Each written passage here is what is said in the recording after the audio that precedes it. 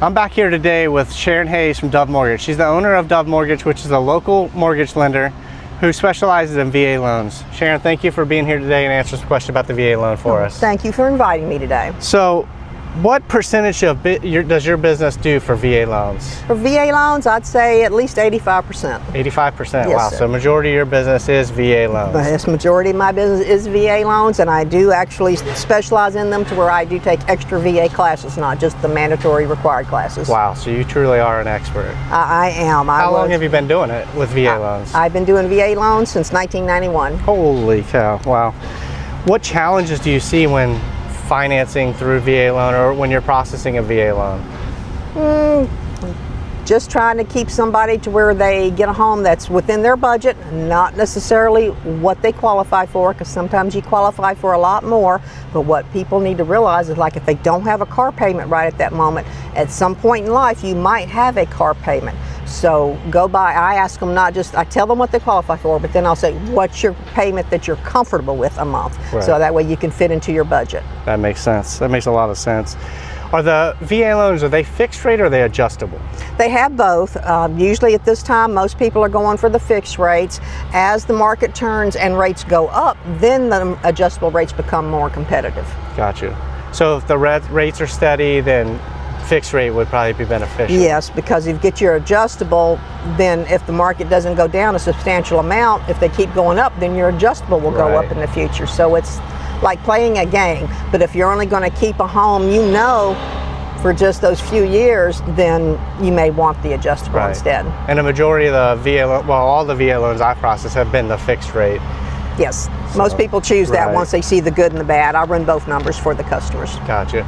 So are there any fees, like broker fees, loan origination fees, or points that people can purchase? We do not charge any lender fees at all, no origination, no processing, no points, unless you want to do points to buy your rate down a little bit. Right. That, some days it's good, it may only cost you $1 to buy it down. Other days, to get that next rate, it may cost $3,000, because it depends on how the market's going up and down. And that's something that you offer, is you give them education and let them make that educated decision. I do, and I watch it each day, and they tell me, if it gets this close, let me know, and I say I most definitely will. And I know you got that mother-like, you teach them and educate them, and they often make the right decisions. They often do, and if nothing else, I'll just tell them, what's my opinion? You're the customer, you do what you want. Right. So the VA funding fee, that is a fee you got to pay. Can that be rolled up in your loan? That is financed into the loan, yes it is, so you do not have to pay that out of pocket. Right. And since it is financed into the loan, and the loans are for long term, it does not really increase your payment enough to be substantial at all. But it saves you from having to pay those thousands of dollars out of pocket. Right, and we all know moving to anywhere, but to this area can be very expensive anywhere. What would,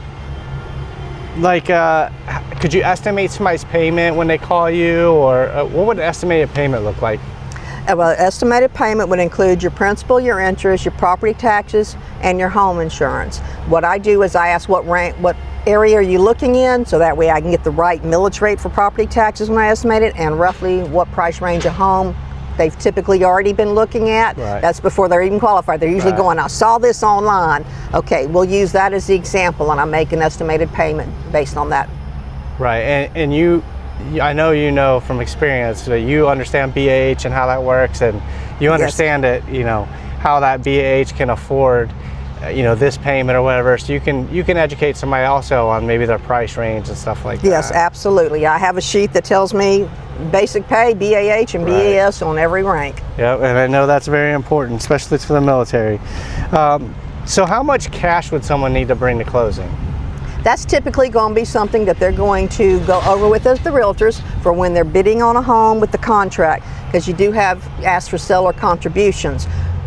The seller may be willing to pay everything. You have prepaids and closing costs. Prepaids is the actual person that's purchasing a home, first-year homeowner's insurance, and setting up their escrow. Closing costs is all the other costs, the attorney costs, the court costs, and all that. So when you're putting in the offer, when they put in the offer, they sit there and ask the seller to sit there and pay X amount of dollars for them to bring in less. Sometimes the seller will pay it all. Sometimes the seller will say no, and you need to pay this much of it. But I give you an estimated sheet so you know what you're working for. Right. So when making an offer and you know what you're going to get during your offer or what you're going to offer, you can estimate that before that offer is ever submitted. And that way they have that worksheet to work off of while they're bidding back and forth with the seller and offering it. Right. And that's another benefit to using a local mortgage lender is she knows the rates and how, if they're going up or down on taxes and stuff like that. She knows the area, so she can give you a better estimate of what your mortgage payment might be. So can you explain debt to income ratio and how that plays into a VA loan? Absolutely. Debt to income ratio has to do with what your income is versus what your bills are. The bills that come into play are vehicle payments, loan payments, credit card payments, student loans, and the other items that come into play would be if you have any AER loans, advance pays for VA, a child support, daycare. Those all are included in debt to income ratio on a VA loan. You take your income versus what those are and see what the percentage is to see if you fit into that qualifying mold. Right, so you don't want to make any big purchases during the financing process or anything like that, no, right? No, absolutely not. You don't want to make any big purchases, and you don't want to have all kinds of inquiries on your credit report. No, yeah, okay. What type of properties would qualify for a VA loan? Almost all will. Manufactured homes, if they're on a permanent foundation, taxed as real property. Some might be on a real property, but the seller just has not retired the titles yet. So if that's the case and you find one of those, then you ask the seller to retire them, and most will, because it's a simple part of the attorney's process, not hard at all. And then you got the regular homes, you got townhomes, you got condominiums.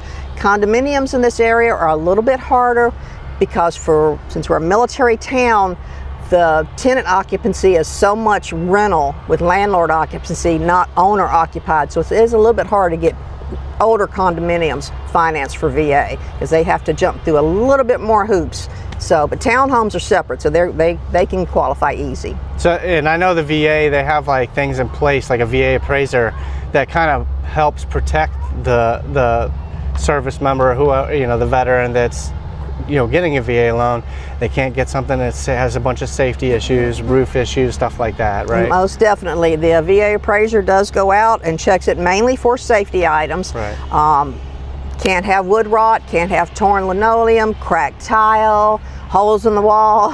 I mean, yeah, they definitely have your back on that because they have to make sure that home is worth and livable for what you're offering to pay for it. Right, and that's leverage for the buyer because they can say, look, I can't buy this home unless these things are fixed. And when you write your offer, that's one of the things you do negotiate is how much they're willing to put towards repairs for things like safety issues. How long does it take you to close a VA loan? The standard time that we'll usually put in contracts is 30 days. That goes by each person's specific file. Some may have special circumstances that take a little longer with an underwriter. Some may be able to fly through in 2 weeks. Another part has to do with how fast the customer gets us their documents. Right. If they get us their pay stubs and bank statements and W-2s and all real fast, then we can start working faster. If they dilly-dally and take 10 days to get it to us, well, guess what? Then we're delayed in what we can do.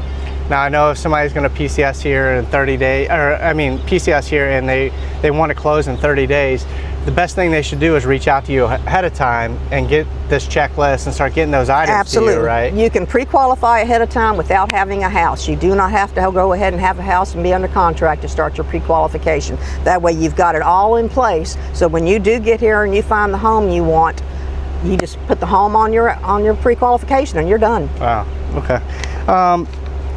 What documents should somebody prepare to give to you to make their financing faster? The typical ones are the last 2 years W-2s, last 2 months LESs if they're military, pay stubs if you're not military, and last 2 months bank statements. Those are the basic ones that cover for the generic rules. Right, and if there's special situations, then we add those to the list. Yeah, you'll let them know for sure. Yeah. How can someone reach out to you if they have any questions or if they want to get started with financing? They're more than welcome to text or call me on my cell phone, 912-270-3178, and I will return the call or text as soon as I can. And we're out here at Bryan Commons doing this, and as you could tell, it's very busy right now with the lawnmowers and the trucks and cars and stuff. So Sharron, I really appreciate you being out here. I know it's hot, and thank you for taking the time to answer these questions. Thank you for inviting me. I appreciate it. No problem. Thanks for watching, and go ahead and hit that like button. Comment below if you have any questions for Sharron, and I'll make sure she gets them and gets them answered, and I'll get that answer back to you. Thanks for watching. Have a great day. Thank you.